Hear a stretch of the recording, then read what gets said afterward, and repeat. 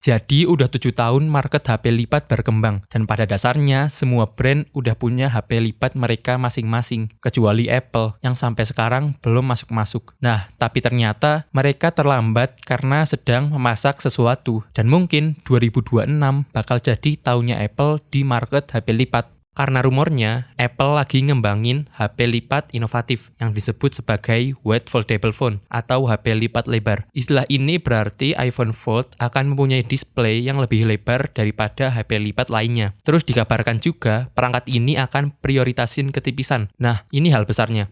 Yaitu untuk mencapai ketipisan yang diinginkan, rumornya Face ID akan dihilangkan dan akan diganti sama Touch ID yang terpasang di samping. Dan kalau aku baca komen-komennya, ternyata keputusan ini nggak disukai sama fans Apple. Mereka bilang kalau ini adalah downgrade. Sebagai contoh, ini ada satu komen yang bilang kalau Face ID bekerja jauh lebih baik daripada Touch ID. Intinya rata-rata mereka lebih milih ada Face ID daripada HP lipat yang lebih tipis. Kalau menurutku, dengan harga iPhone Fold yang diperkirakan akan sangat mahal, tapi ternyata ada kompromi kayak gini, ya emang masuk akal sih fans Apple protes. Apalagi yang dikompromikan adalah salah satu fitur paling bagus di iPhone. Ya udah, sekarang kita langsung aja bahas detail rumor iPhone Fold di penghujung tahun 2025 ini. Sumber utama konten ini aku ambil dari 2 artikel, yaitu Mac Rumors dan Apple Insider. Link ada di deskripsi. Untuk Mac Rumors, dia dapat rumornya dari website Cina di akun Digital Chat Station. Mereka punya track record bagus dalam bocorin informasi produk Apple terbaru. Kemudian untuk Apple Insider, sumber rumornya adalah gambar cat yang dipublish sama perusahaan casing. Dan kedua sumber ini punya informasi detail yang sama. Jadi saat terlipat, dimensi iPhone Fold tingginya 120,6 mm, lebar 83,8 mm, dan tebal 9,3 mm. Terus pas dibuka, lebarnya jadi 167,6 mm dan ketebalannya jadi 4,8 mm. Untuk referensi, Samsung Z Fold 7 pas dilipat dimensinya yaitu tinggi 158,4 mm, lebar 72,8 mm, dan tebal 8,9 mm. Pas dibuka, lebarnya jadi 143,2 mm dan tebalnya jadi 4,2 mm. Perbedaan lebar dari kedua HP ini jadi bukti kalau iPhone Fold akan terlihat beda dari HP lipat pada umumnya, yang kalau dilipat dimensinya akan sama kayak HP reguler. Sekarang, coba kita bandingin iPhone Fold sama iPad mini. iPad mini dimensi tingginya adalah 134,8 mm, lebar 195 mm, dan tebal 6,3 mm. Kalau kita perhatiin, ukurannya iPad mini mirip-mirip sama iPhone Fold pas dibuka. Ini ngebuat Apple Insider beropini kalau mungkin iPhone Fold yang lebar ini dibuat supaya aspek rasionya mirip sama iPad atau iPad mini. Jadi kayak iPhone plus iPad mini digabung jadi satu. Terus untuk masalah Face ID, kata bocorannya, Apple milih nggak includein Face ID atau bahkan fingerprint under display, itu karena kedua sistem ini akan menambah volume internal dan jadinya akan susah ditipisin.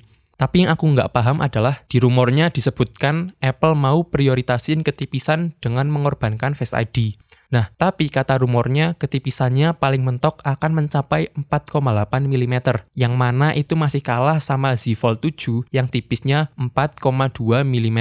Jadi walau udah ngorbanin fitur penting, masih nggak setipis itu. Ini mungkin jadi alasan lain kenapa fans Apple protes. Selanjutnya, walaupun ada keputusan Apple yang rasanya kayak downgrade, perusahaan ini juga tetap mendorong inovasi yang nggak bisa diabaikan. Karena ternyata, rumornya mereka berhasil membuat crease-free design. Jadi setiap HP lipat pasti ada crease-nya. Dan masalah ini menjadi salah satu limitasi dari HP lipat. Dan dengan keberhasilan Apple ini, mungkin aja akan bisa menyelesaikan masalah klasik ini selamanya. Nah, sayangnya, inovasi ini datang dengan pengorbanan lainnya, yaitu pengorbanan dompet para pembeli. Ini terjadi karena inovasi ini gunain komponen canggih dan pekerjaan desain yang susah. Jadinya, kedua hal itu mendorong harga iPhone Fold semakin tinggi.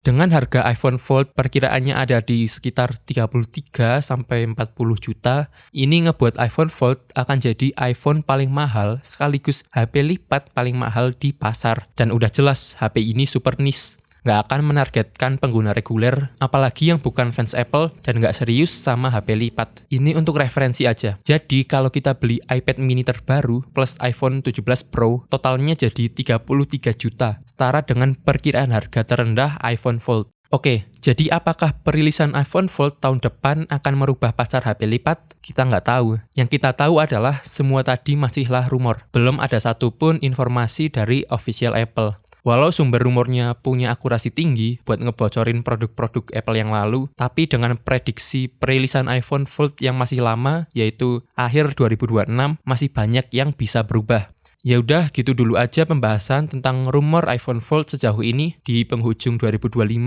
Jujur aja, aku jelas nggak akan beli, karena tidak mungkin ada uangnya. Tapi beberapa hari yang lalu, aku tiba-tiba tertarik buat cari tahu spesifikasi detail iPhone Fold ini. Jadi aku baca-baca, sekalian juga aku share apa yang aku dapat ke kalian. Oke, gitu dulu aja.